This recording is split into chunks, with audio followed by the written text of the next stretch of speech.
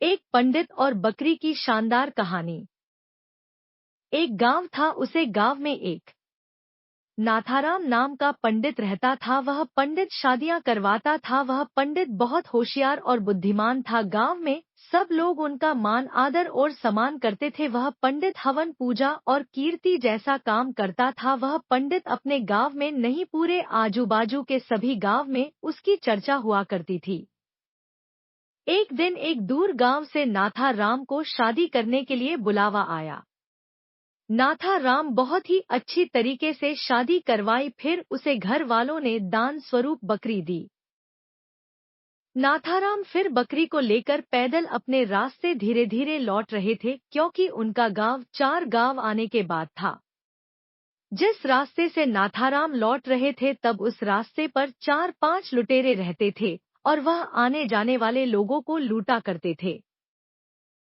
जब उन 4 लुटेरे ने पंडित जी को देखा तो बोलने लगे, आज तो सुबह से कोई बकरा मिला नहीं और हमारे खाने पीने की कुछ भी व्यवस्था नहीं हुई।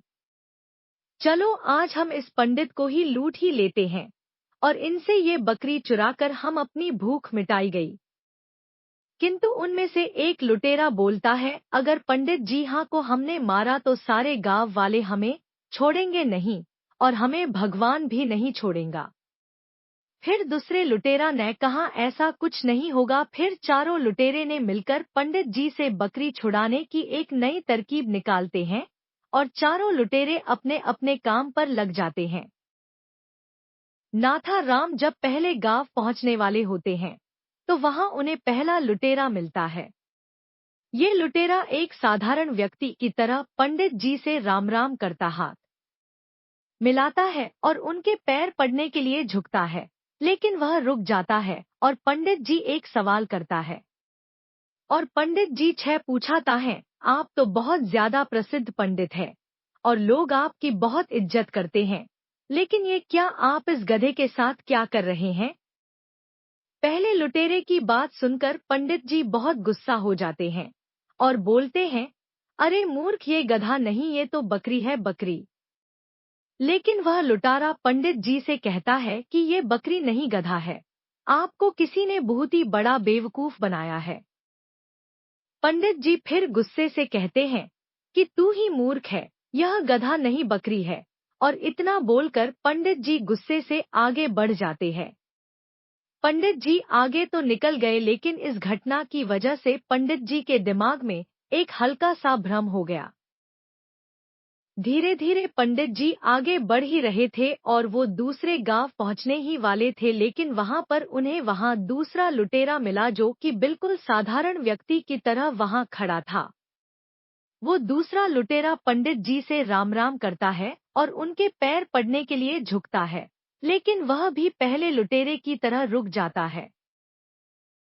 पंडित जी उस दूसरे लुटेरे को ऐसे रुकते हुए देखकर पूछते हैं, क्या हुआ बालक, तुम रुक क्यों गए हो? वह बोलता है कि पंडित जी, आप इस गधे को साथ लेकर क्यों घूम फिर रहे हो? इससे आप खंडित हो जाओगे और लोग पागल कहेंगे आपके बारे में, लोग काय काय सोचेंगे।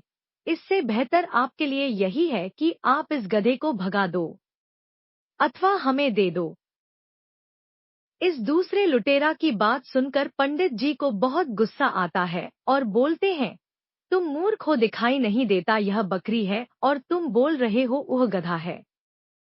दूसरा लुटेरा बोलता है कि पंडित जी, आपको किसी ने पागल बना दिया, यह बकरी नहीं, यह तो गधा है और ये आपके साथ रहेगा तो आपकी क्या इज्जत रह जाएगी। यह सुनते ही पंडित जी सोचने लगे कि यह क्या बोल रहा है, मैं तो बकरी लाया हूँ पर ये सब इसे गधा क्यों बोल रहे हैं, कहीं मैं सच में गधे को लेकर तो नहीं घूम रहा हूँ। अब पंडित जी सोच में पड़ जाते हैं और वो लुटेरा वहां से चला जाता है और पंडित जी भी आगे बढ़ जाते हैं। पंडित जी के दिमाग में अभी भी यही बात चल रही थी कि ये बकरी है या गधा। जब पंडित जी तीसरे गांव में पहुंचने वाले होते हैं तो उन्हें वहां तीसरा लुटेरा मिलता है। वो भी पंडित जी से राम राम करता है और पैर पड़ने के लिए झुकता है, लेकिन रुक जाता है। तो पंडित जी पूछते हैं, क्या हुआ तो वह लुटेरा पंडित जी से बोलता है, पंडित जी बाकी सब तो मुझे ठीक लग रहा है, पर आप इस गधे को साथ में लेकर क्यों चल रहे हो?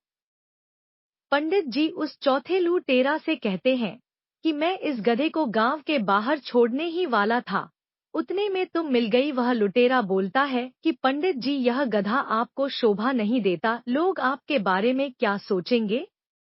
आप इसे मुझे दे दीजिए, मैं इसे बाहर छोड़ आऊंगा।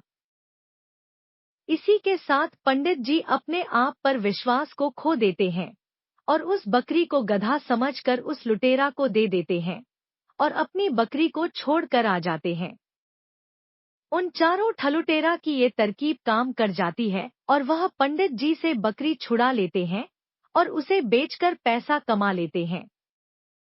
मोरल: हमें खुद पर विश्वास रखना चाहिए। दूसरा व्यक्ति क्या कह रहा है उससे हमें कोई फर्क नहीं पड़ना चाहिए, क्योंकि रास्ता भटकाने वाले बहुत मिलेंगे। इस कहानी में भी वही हुआ है। अगर पंडित जी को खुद पर पूरा विश्वास होता कि हाँ ये बकरी ही है, तो वह अपनी बकरी को ठगों को नहीं देते। इसी तरह हमें भी अपने ऊपर विश्वास रखना होगा।